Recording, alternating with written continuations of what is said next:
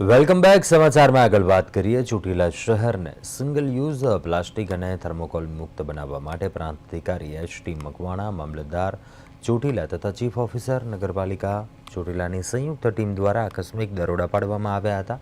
નાયબ કલેક્ટર પ્રાંત ચોટીલા એચ.ટી. મકવાણાના અધ્યક્ષ સ્થાને સિંગલ યુઝ પ્લાસ્ટિક અને થર્મોકોલ મુક્ત ચોટીલા અભિયાનને સાર્થક બનાવવા માટે વેપારીઓ સાથે બેઠક યોજાઈ હતી અને બેઠક દરમિયાન પ્રાંત અધિકારી દ્વારા સરકારની શરતો મુજબ ચુસ્ત અમલવારી કરવા સ્પષ્ટ સૂચના આપવામાં આવી હતી.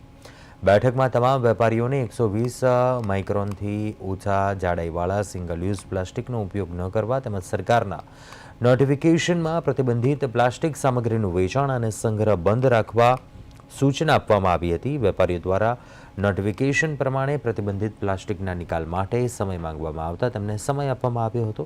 સૂચનાઓ છતાં કેટલાક વેપારીઓ દ્વારા પ્રતિબંધિત સામગ્રીનો સંગ્રહ અને વેચાણ ચાલુ રાખવામાં આવતા ટીમ દ્વારા આકસ્મિક ચકાસણી હાથ ધરાઈ હતી અને દરોડા દરમિયાન કુલ 370 કિલોગ્રામ સિંગલ યુઝ પ્લાસ્ટિક જપ્ત કરવામાં આવ્યું હતું.